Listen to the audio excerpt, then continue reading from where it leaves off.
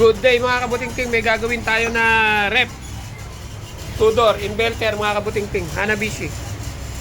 Hanabishi ito mga kabutingting. Bali ito mga kabutingting, kaya nakabuyang-yang na yan. Yung mga yan. Kaya mga nakabuyang-yang na yan. Dahil ano yan, pinalitan ko na tinrobot-shoot ko na yan. Sira ang board. Ito tinesting ko to ng ibang power supply. Umandar. Pag andar niya, wala pa siyang preyon, parang hindi siya nag-iinit dito. Hindi umiinit pa rito, kaya malamang ko butas to mga kabutingting. Magliligtas pa tayo, kapalitan natin to. Pero ang sira natin, ang matinding sira na ito mga kabutingting, ito, sira tong board. Sira ang board niya sa baba. Power supply ng motor. Pero itong pinaka-controller niya ng power board ng buo yan. No pros to mga kabutingting, inverter.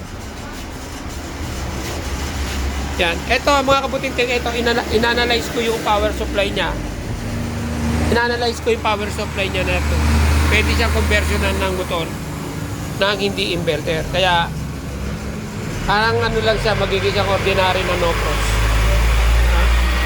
Pero kagana. Ano yan, kahit hindi kasi medyo mali power supply, di ba?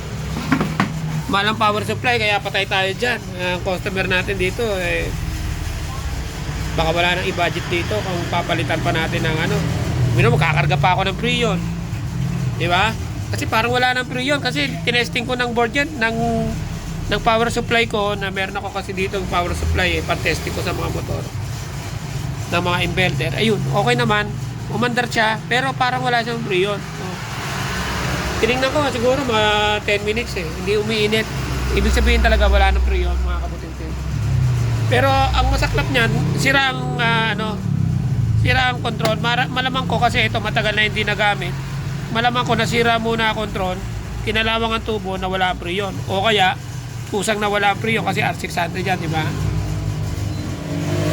Pero ito kasi gagawin na lang natin siyang non-inverter. Bali magpapalit tayo ng motor ng hindi na inverter. Tapos kukunin na lang natin yung linya. Kasi 3 linya yung pumunta sa motor. Ito, 3 linya yung pumunta sa motor. Hanapin na lang natin dyan kung ano yung pwede natin gamitin. Hanapin natin dyan kung ano pwede natin gamitin na linya. Dyan sa 3 na yan. Para kung sakaling mag-operate ng control, lumamig, nakadama ang sensor doon, lumamig, mamamatay ang relay, babaksak, mawawala ng supply ng motor. Ganun lang din ang ginagawa nito Ganun lang Ganun lang ang gagawin natin, Hanapin natin dito yung wire na gagamitin natin. Maglalagay muna tayo ng motor, Tapos hanapin natin. Pwede to mga kabutingting, inanalyze ko to, okay to. Ito conversion na to, walang supply to. Walang supply to. Kasi kaysa bibili tayo ng power supply, plus magkaano pa. Marami naman mga motor-motor dyan, Ganun na lang gawin natin mga kabutingting. Try muna na gawin na natin to mga kabutingting. Ito yung 3 na yan. Papunta sa compressor to mga kabutingting. Yung isa niyan, manggagaling sa relay.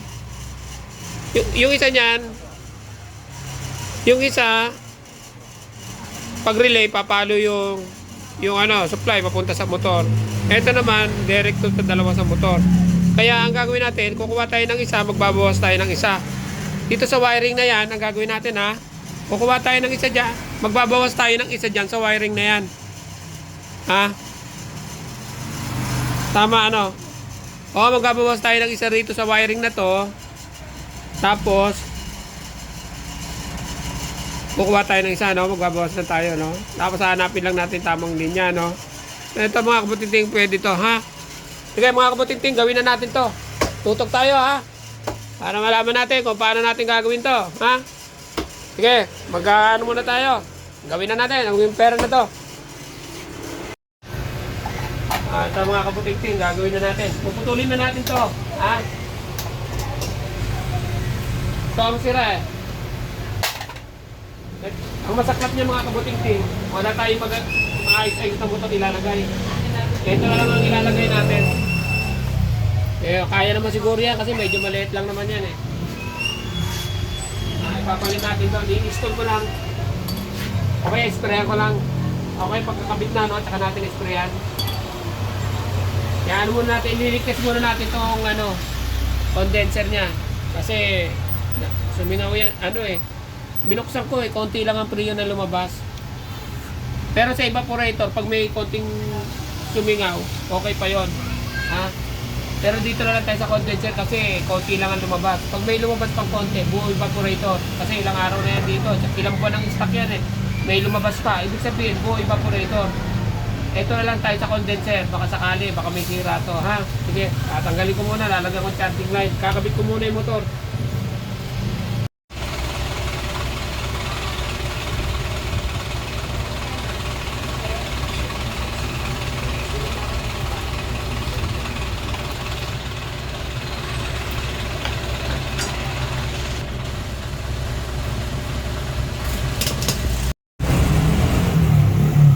Gagawin muna natin dyan mga kaputing-ting, i-sprayan natin para luminis. Ang dumi oh. May mga putik na sa loob eh. Pero tanso. Balutan nyo yung mga ganito ha. Pag i-sprayan natin yan. So, balutan nyo yan. Dito okay lang yan. Hindi na mapasok yan. Sprayan na natin.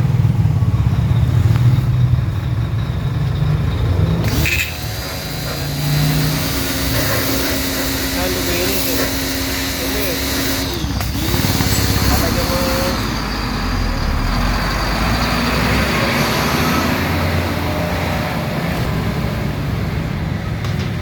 Well.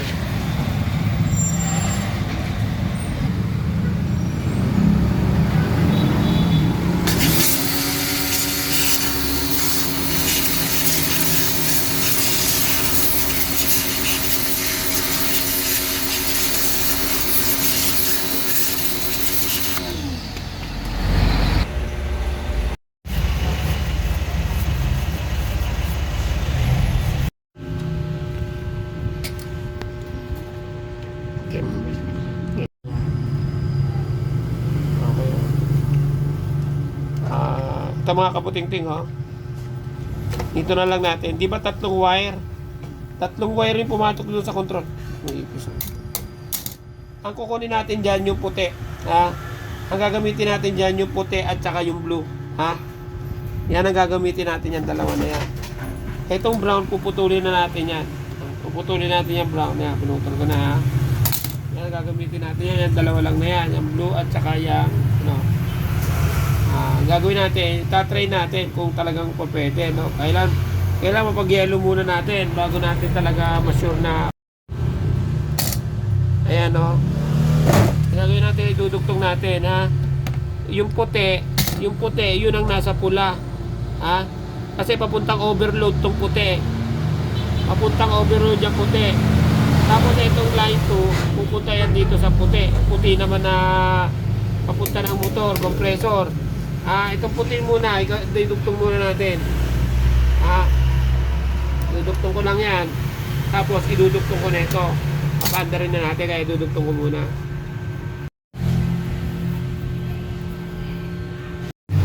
Itong blue, ito yung papunta ng relay. Papunta ng relay to ng compressor, itong blue. Yung puti, pumunta rin sa compressor na kulay pula rin ang pula ang wire. Kaya mamaya iti-testing ko naman to.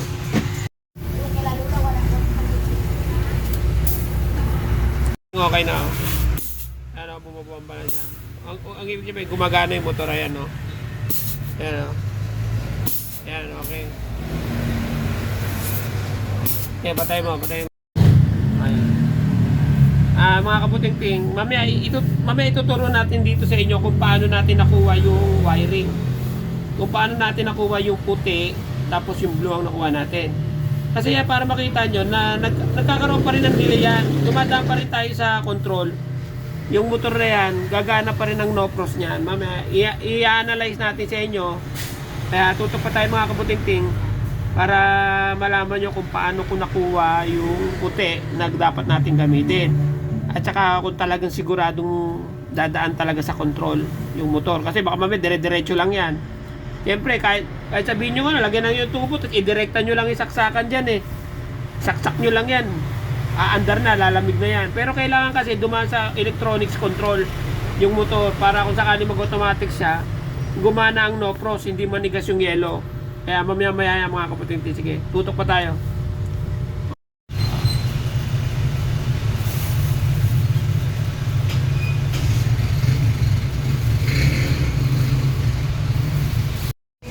Oh.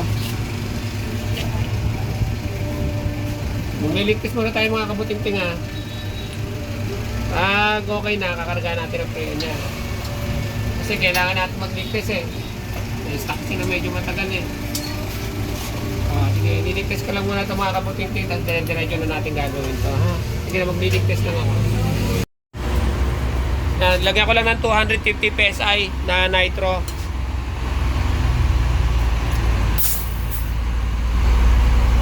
Lagyan ko lang una para sigurado tayo. Sayang naman yung trabaho natin eh kung sakaling 250 PSI mga kabuting-ting, pwede na yan. Baka mamaya kung taasan pa natin eh, pumutok pa yan. Matagal na stock pa naman to. Okay na sa 250, 134A lang naman eh. 134A ang ilalagay natin dito eh, kaya kailangan ligtas natin. Mamaya siguro kahit mga kalating oras o 15 minutes, okay na yan. Kasi wala namang yun eh. May pre-yun pa naman yung talagang tinanggal ko siya. Mamaya-maya yan, lalagyan ko na yan. Pero mas maganda na sigurado yung tayo. Kasi maglalagay na ako na yan. Natabayan ko na lang. Wala oh. Ito dulo niyan eh. Wala oh.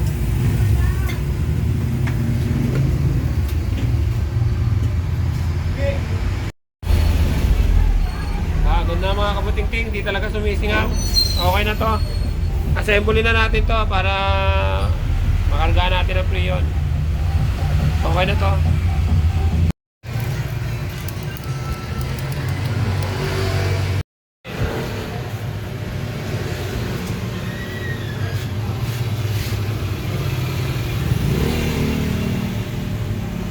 Alagay mo lang mga natin ha.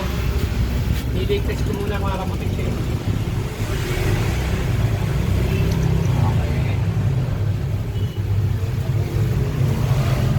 Wala tayong bula. Kuha mo na ang bula. Mga kabuting-ting, maglalagay tayo ng ilaw. Bali, para malaman natin kung tama yung nakuha nating linya, no? Para malaman, para maipakita ko sa inyo kung talagang tama yung nakuha nating linya. At makita nyo kung paano siya mag-ooperate yung board na to. Kasi ito yung tatlong wire na yan, puro yan, AC volt yan. Walang DC volt na pumapasok dyan, puro AC volt. Ito ang pinaka line 2 niya. Line 2. Ito line 1. Ito yung papunta sa relay, yung pagpumalo yung relay. Okay. At maglalagay tayo dito sa ito. Yung tagda-dalawa kasing linya yan, maglalagay muna tayo, pagsasamahin natin ng tagi-isang linya yung ilaw, ilagay natin sa line 2. Line 2 yan, halimbawa ito yung ginawa nating line 2. Tepa natin, baka pumutok, Tepa natin, baka pumutok eh. Putokan tayo, pumutok yung kita ko, hindi ako kumita. Mas na pera na, mag-iba to pa. O yan, yung tag-isang linya. Ito halimbawa, ito yung ilalagay natin sa supply ng board, Kasi ito dito eh. Ito kasi yung supply ng board to, yung supply ng board yan. Papunta ng yan eh. Ito sana yung supply ng board ng inverter nito. Ito yung supply niya. Pag ito yung galing sa saksakan, dito Leo. Ito yung galing sa saksakan ng plug ng rep. Tapos ito yung dalawa na papunta na kaagad doon sa may supply nito, sa inverter ng motor, ayan, nilagay natin. Ito yung ilaw na to. Pag saksak natin ng rep, iilaw agad yan. Itong nailagay na nating wire, itong ilaw na to, yan yung monitor na may pumasok na kagad 220 dito sa supply ng motor, supply. lahat ng lumalabas dyan, mga kabuting-ting, puro AC volt. Ha? Puro AC volt ang lumalabas dyan. Walang DC volt. Ngayon, ito naman ang monitor para sa compressor natin na nilagay. Para pag on yan, pag on ng relay niya, pasok yung isang supply dito. Para magkaroon ng supply yung pinaka-starting niya, magi-start na ngayon to. Magi-start yung inverter. Gana na yung inverter sana. Eh, sira eh. Ngayon, gagawin natin, ito na yung pag pumalo ang relay, mag-i-start ang compressor natin, AC. AC lahat yan, mga kabuting-ting, lalabas dyan, AC. Pag sinaksak natin ng rep, ang bawa, sinaksak ko na tong rep, pag umilaw na to, gumana ang compressor, hihigop to. Hihigupin ng compressor yan, hihigupin, kasi naka-series, naka-parallel yan sa supply ng compressor, hihigop. Ito naman yung monitor natin kung tama yung ginawa natin. Hindi to mamamatay. Kasi hindi naman pwedeng mamatay din yung volt niyan. Kaya kailangan nakasupply din yan. Ano? Parang gano'n, ha? O, ito. Iyayin na natin. O, tulo ko rito. Ito, ha? Pag bumaba to, kailangan, pag ilaw na ito, higop dito. Higupin niya kasi umandar yung compressor. Tapos, ito, kailangan nakailaw din yon, ha? Unang may ilaw ito, pero hindi mamamatay. Pag on, higop, gana yung compressor pag umilaw to, ha? Baksak ko na. O, di ba? Hindi pa umiilaw yung isa. Mamaya pag umilaw na yung isa, ayun, gumana na yung compressor, humigop na to. Ang ibig sabihin niyan, tama yung ating nakuwang linya, mga kabuting-ting. Kaya tuloy na natin to. Ang kakargahan ko na lang. Sana wala na problema sa mga hinang ko. O, di ba? Tama tayo, may delay. May delay ito. Ang ibig sabihin, nakuha natin yung tamang linya. O, di ba? O, tuloy ko na ito, mga kabuting-ting. Tatanggalin ko na lang yung mga ilaw. Tapos i-monitor ko na kasi yung paglamig. Okay. Yan na, okay na yan. Patayin ko muna, mga kabuting-ting, yung ilaw. Sobrang liwanag eh. Sisilaw ako magkarga eh. Hindi ko makita eh. Nahihirapan akong magkarga eh. Apatayin ko muna, mga kabuting-ting, para tuloy-tuloy isasarado ko na, tapos monitor ko na lang yung paglamig kasi pakikita natin sa inyo kung lumamig na talaga itong trabaho ko, no? Sige, patayin ko muna to. Yan o, wala pa o. Nakasaksak na yan, wala pa. Ayun, mandar na, mga kabuting-ting. Tama ka na. Sige. Malamig na o. Malamig na, oh. Ilaw. May ilaw pa pala to, ha. Ito, may init na. Pero matagal to, no? Frost to. Pero malamig na, oh. Tayo pa natin ito, mga kabuting-ting. Kabuting-ting. Finish off ko na, mga kabuting-ting. Kasi okay na, eh. Nag-automatic na rin siya, mga kabuting-ting. Naobserbahan ko ito ng 2 oras, nakasaksak. Nag-automatic na. Ibig sabihin, talagang gumagana na yung no-frost niya. Ha? Yan o.